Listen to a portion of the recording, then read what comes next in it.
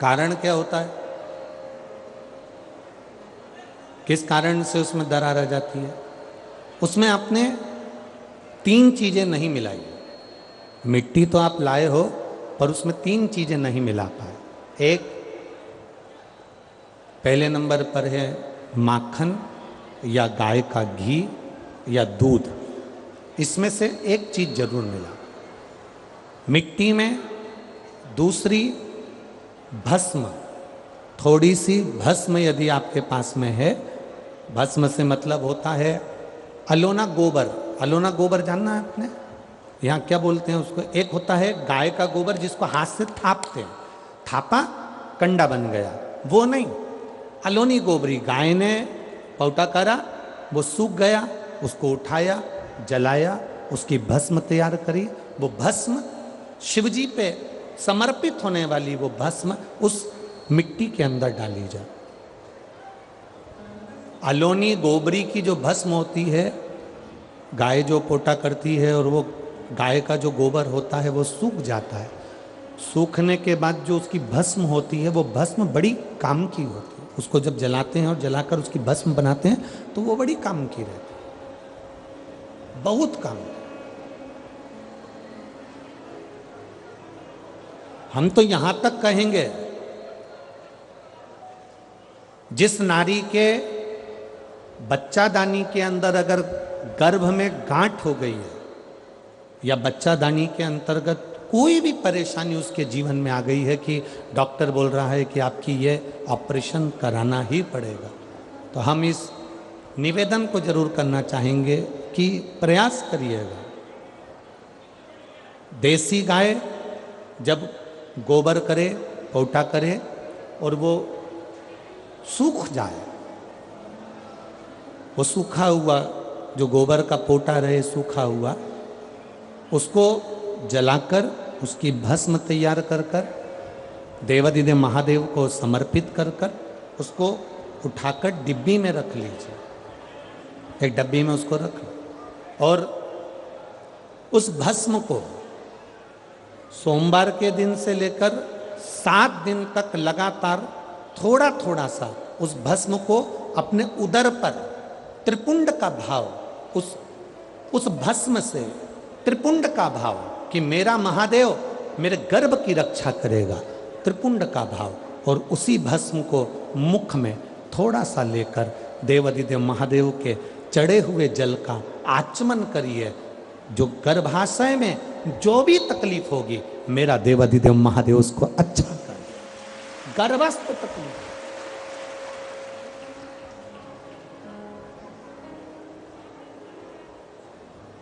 तेरी कृपा बिना नले एक भी अणु लेते श्वास तेरी कृपा से तनो तनो। हे गंगाधार मुक्ति द्वार ओमकार तू भोले ओमकार तू आयो शरण तिहारी शंभो तार तार तू। गर्भस्थ, गर्भ में अगर आपके गर्भाशय में अगर कोई तकलीफ है तो वो गाय के गोबर की, देसी गाय के गोबर की भस्म हमारे जीवन को सुख दे रहे। और भी अच्छे से समझ लो, मान लो आप त्रिपुंड का भाव भी नहीं रख सकते, उदर के ऊपर त्रिपुंड भी नहीं बना सकते, तो केवल भस्म को लेपन ही आप गर्भाशय पर अगर करेंगे तो बाबा उस पर भी कृपा करता है। ऐसा नहीं, शिव तत्व है। सारी समस्या का हल एक लोटा जल।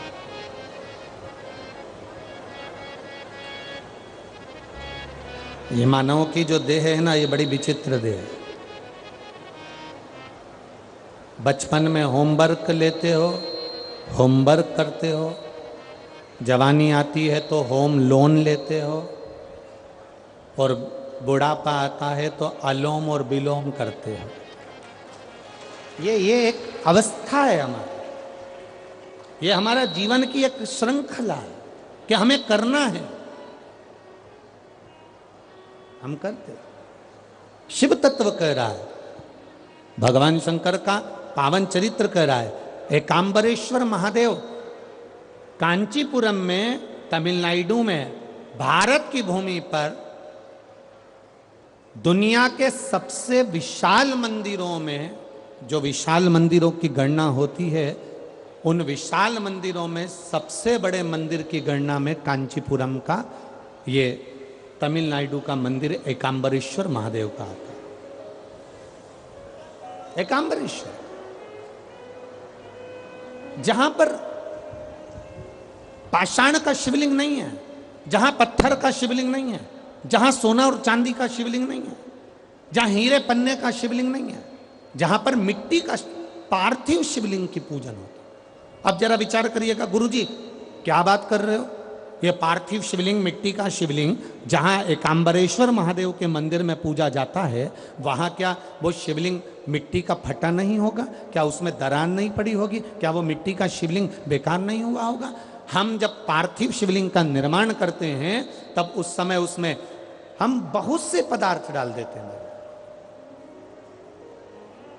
आप कुछ डालें ना डालें, दो चीजें मिट्टी के अंदर अवश्य डालें, एक मक्खन या दूध या गाय का, जम के बोलो, घी, और दूसरा भस्म।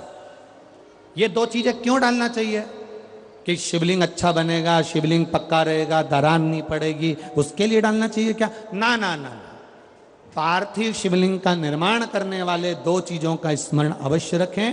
पहला, मिट्टी के अंदर जब हम मक्खन, दूध या गाय का घी डालकर शिवलिंग का निर्माण करते हैं, जिसके घर में वंश नहीं बढ़ता, 20 साल, 25 साल, 15 साल, 12 साल हो गए हों, और जिसके घर में बच्चा ना हुआ हो, हम उनसे भी निवेदन करेंगे कि प्रत्येक प्रदोष, प्रत्येक शिवरात्रि, हर महीने प्रदोष आती है, हर महीने शिवरात्रि आती है, प्रत्येक शिवरात्रि, प्रत्येक प्रदोष को आप मिट्टी के अंदर मक्खन या गाय का दूध या गाय का घी, देसी गाय का मिलाकर शिवलिंग बनाकर उसकी पूजन करना प्रारंभ करें। 1 साल पूरा नहीं होगा, भले 20 साल हो गए होंगे, पर आपका गर्भ जरूर ठहरेगा, ये निश्चितता। भले 20 साल हो गए, 22 साल हो गए, 25 साल हो गए, डॉक्टर ने मना कर दिया नहीं होगा, फिर भी आप बाबा पर भरोसा, बोल बम का नारा है, बाबा है। आप विश्वास के साथ शिव की आराधना करिए। गाय, देसी गौ माता का दूध, मक्खन, घी, ये हमारे मिट्टी के अंदर मिलाकर जब हम शिवलिंग का निर्माण करते हैं तो हमारा वंश बढ़ता। दूसरा, भस्म। दूसरी चीज क्या है? जम के बोलो जरा, पीछे वाले भी, और जितने आसपास के जितने 5 पंडालों में जो बैठे हैं, जो अलग से पंडाल लगाए गए हैं, उनमें भी जो भरे बैठे हैं, इधर के पंडालों में पीछे वाले, और जितने लोग रोड पर बैठे हैं, जितनी दुकानों के अंदर बैठे हैं, वो भी जरा सावधानी से सुनना। ये पार्थेश्वर शिवलिंग कथा आपको बाद में नहीं मिल पाएगी, बड़े ध्यान से सुनना। ये अपनी जिंदगी बनाने के लिए माँ पीताम्बरा ने अपने धाम में करवाई है, अपने जीवन को कृतार्थ करना। कार्यकर्ता कितनी भी बात करें, पड़ोसी कितना भी बोलता रहे, उसका कोई जवाब मत दो। आप कथा सुनने आए हो, बड़ी मेहनत से धूप में चलकर आए हो, 500 रुपये खर्च कर कर यहाँ पहुँचे हो, दिल से सुनना तो बाबा दिल से तुम्हारी झोली भर कर भेजेगा। समय बर्बाद मत करना बिल्कुल भी, और जिसको समय बर्बाद करना है वो चुपचाप से उठकर यहाँ से पंडाल से बाहर जाकर अपनी गाड़ी उठाकर जा सकता है। बड़ी मुश्किल से कथा मिलती है, और दतिया वालों के तो भाग्य में आदरणीय गृह मंत्री जी ने करा ली, तो बाबा की कृपा से ये इतना बड़ा कुंभ भरा गया, यही बाबा की कृपा। दिल से सुन लो उसको। पहले नंबर पर है मिट्टी में मिलाया गया मक्खन, घी या दूध। दूसरे नंबर पर है, जम के बोलो जल्दी से, भस्म। ये दूसरे नंबर पर भस्म का प्रयोग। शिवलिंग का जब निर्माण करें, पार्थिव शिवलिंग जब बनाए, मिट्टी में थोड़ी सी भस्म जरूर मिलाए। भस्म किस चीज के लिए होती है? भस्म किसके लिए धारण कराई जाती है? तो महाराज शिव महापुराण की कथा कहती है, जब शरीर में कोई बड़ी बीमारी आने वाली होती है, आप एक साधारण सा प्रयोग कर देखिएगा अपने जीवन में। एक साधारण सा प्रयोग, जब आपको लगे कि डॉक्टर ने बोला है कि कोई बड़ी बीमारी का चांस बन रहा है, कोई बड़ी बीमारी होने वाली है, आप थोड़े दिन तक देवाधिदेव महादेव का ये शिवलिंग, ये जलाधारी, ये जहाँ से जल बहता है, गणेश जी का स्थान, कार्तिकेय जी का स्थान, बीच में एक मोटी सी लाइन अशोक सुंदरी, शिवलिंग जो शिवलिंग रखा है, जो जलाधारी है वो माँ पार्वती जी का हस्तकमल, ऊपर से एक एक बूंद जो पानी गिर रहा है,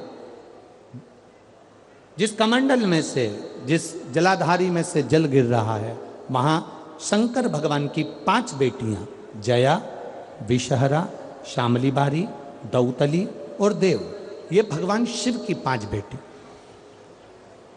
जब आपको लग रहा है कि मेरी जांच होने जा रही है, जब आपको लग रहा है कि मुझे डॉक्टर को दिखाने जा रहे हैं, मुझे लग रहा है कि कोई बड़ी बीमारी ना निकल जाए, अल्ट्रासाउंड करा रहे हैं, एक्सरे करा रहे हैं, उससे पहले घर में अगर थोड़ी सी भस्म रखी है, उस भस्म को जब आप जल चढ़ाने के लिए शिव जी के मंदिर में जाओ, हॉस्पिटल में दिखाने के लिए जांच कराने जाओ, उससे पहले एक काम जरूर करना, शंकर भगवान का जहाँ शिवलिंग रखा है, उस शिवलिंग के पास में भस्म का लेपन कर कर देवाधिदेव महादेव पर 1 लोटा जल समर्पित कर कर उसी भस्म को अपने कलेजे पर, अपने हृदय पर लगाकर देवाधिदेव महादेव का पंचाक्षर मंत्र नमः शिवाय, षडाक्षर मंत्र ओम नमः शिवाय या श्री शिवाय नमस्तुभ्यम बोलकर फिर आप जांच के लिए चले जाओ। कोई बड़ी बीमारी तुम्हारी जिंदगी में निकल ही नहीं सकती। भस्म भस्म हो, भस्म का काम क्या? हमारे रोग को, हमारी बीमारी को, हमारे आने वाले जो रोग हैं, जो बीमारी है, जो तकलीफ है, उसको समाप्त करती है भस्म का प्रयोग।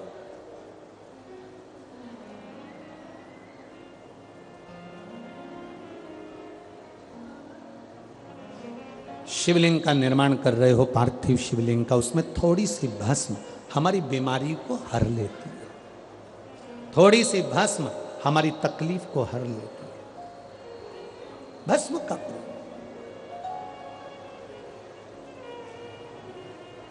चपटी भभूत में है खजाना कुबेर का। शिव के शरीर से, भगवान देवाधिदेव महादेव के तन से लगी हुई भस्म साधारण नहीं है। भस्म को चढ़ाने वाला भी साधारण नहीं होता और भस्म को लेने वाला भी साधारण नहीं होता। शंभु शरण पड़ी मांगो घड़ी रे घड़ी, दुख काटो दया दर्शन आपो। पार्थिव शिवलिंग का निर्माण करते समय 2 चीजें ध्यान से अवश्य मिलाएं। पहला माखन, घी, दूध, दूसरा भस्म, दूसरा भस्म। भस्म धारण भी करना चाहिए।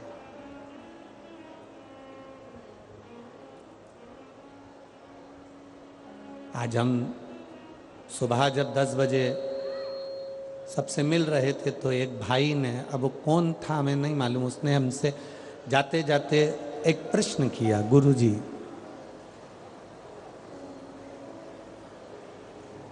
रुद्राक्ष की माला पहनना क्या जरूरी है? तुलसी की माला पहनना क्या जरूरी है? अगर हम नहीं पहने तो तेरी मर्जी। उसमें हम क्या, नहीं पहने तो वो तेरी मर्जी। हमने उस समय तो उत्तर नहीं दिया, पर हम आपसे इतना सा निवेदन करना चाहेंगे, यहाँ बहुत सारे ढेर सारे कुत्ते घूम रहे हैं। दतिया में भी हमारे आसपास में तुम रोडों पे देखना, ढेर सारे कुत्ते घूम रहे हैं। उसमें एक कुत्ता ऐसा होता है जिसके गले में पट्टा डला होता है, तो पट्टा डला हुआ कुत्ता लगता है कि इस कुत्ते का कोई मालिक है।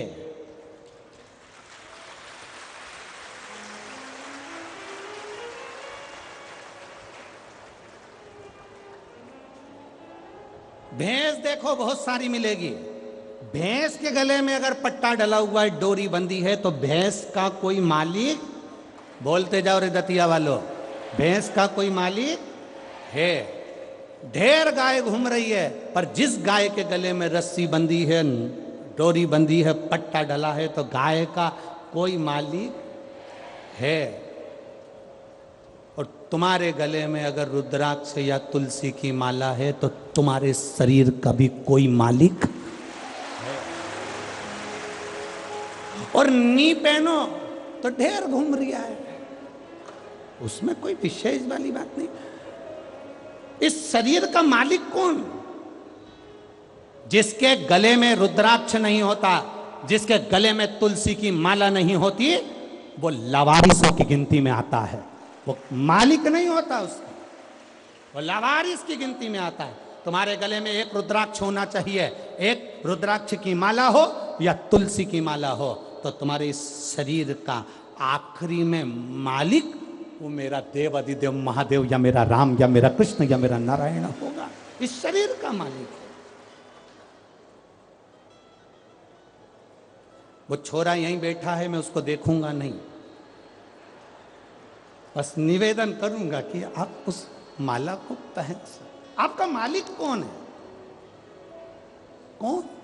हम तो बाबा के भरोसे चलते हैं, हम तो बाबा के भरोसे चलते हैं। ये दुनिया वाले जलते हैं, ये दुनिया वाले जलते हैं। भोले बाबा के भरोसे चलते हैं, भोले बाबा के भरोसे चलते हैं। बैठ जाओ, हम गाएंगे नहीं, बैठ जाओ, बैठ जाओ, अब बैठ जाओ। बाबा ये इस शरीर का मालिक मेरे बाबा को बनाना है।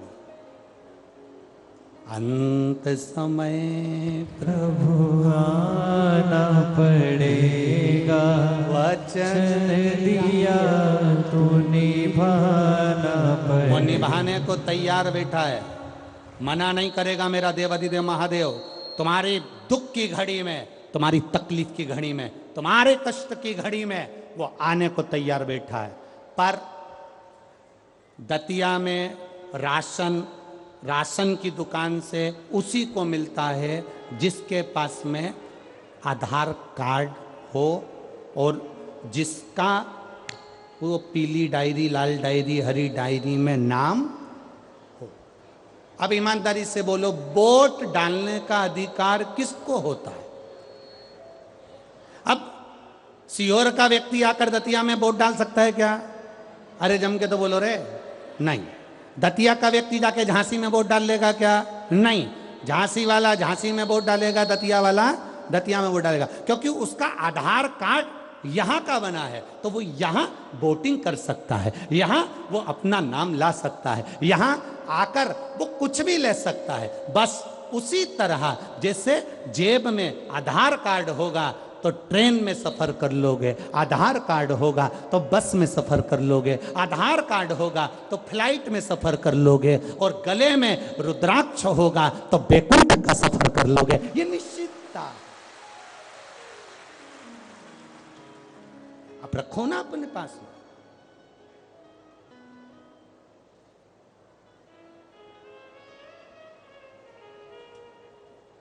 सोने की माला और रुद्राक्ष की माला में एक ही अंतर है। सोने की माला रात को मरोगे,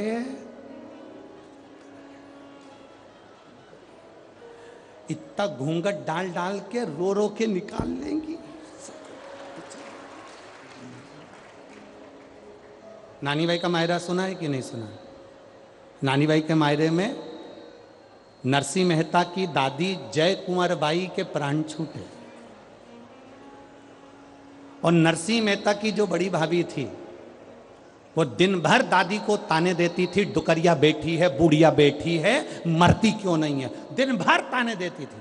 नरसिंह मेहता को धक्के मारकर निकाल दिया था जिसने, अपनी देवरानी को धक्के मारकर निकाल दिया था वो नरसिंह मेहता की भाभी। जब सास मरी, दादी सास, तो उनसे गले लग लग के रो रही, इतना इतना घूंघट करके रो रही। जब दादी सास जिंदा थी तो पल्लू को यहाँ रखती थी और जैसे ही डोकरी मरी, बूढ़ी अम्मा मरी, बूढ़ी माँ मरी, दादी मरी, उसने पल्लू को यहाँ रख लिया और गले लग के रो रही। नरसिंह जी ने अपनी पत्नी से कहा, मेरी भाभी कितनी रो रही है, कितनी रो रही मेरी भाभी। इतने में नरसिंह जी की पत्नी बोली, सही कह रहे हो, दिन भर गाली देती थी पर आज दुख भी सबसे ज्यादा इसी को हो रहा है। थोड़ी देर बाद गले लग लग के रोने के बाद जेठानी ने देवरानी से कहा, मैं पानी पी के आती हूं, तू रो ले, मैं पानी पी के आती हूं, तू रो ले। जो देवरानी रोने के लिए बैठी, उसने देखा जेठानी गले लग लग के इसलिए रो रही थी क्योंकि सास के कान में सोने की मुर्की थी, उसको दांत से कतर रही थी। सोने की जो मुर्की थी कान में, उसको दांत से कतर रही थी और मुंह में धर के और चली गई और पानी के मटके में डाल के आके अब कहने लगी, जल्दी ले जाओ, जल्दी ले जाओ। वाह वारी दुनिया मतलब की दुनिया में किसी का कोई नहीं। कौन तुम्हारा, कौन रिश्तेदार, कौन नातेदार, कौन कुटुंबी, अंत समय में कोई साथ ना देगा। जितना पहने हो आभूषण सब उतर जाना है। अंत समय में केवल जो रुद्राक्ष की माला तुम्हारे गले में है, जो तुलसी की माला तुम्हारे पास में है, वो अंत समय में वो ही आधार कार्ड है। उसको देखकर बैकुंठ और कैलाश का प्रवेश हो जाएगा। उसी को दे प्रवेश।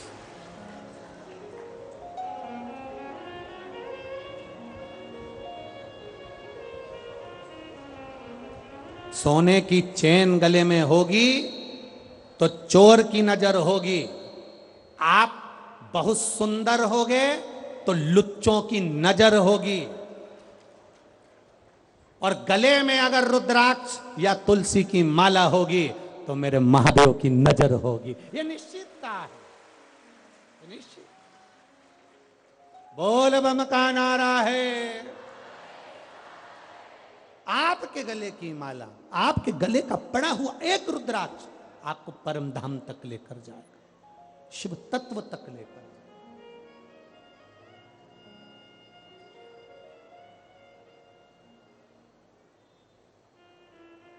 साधारण नहीं।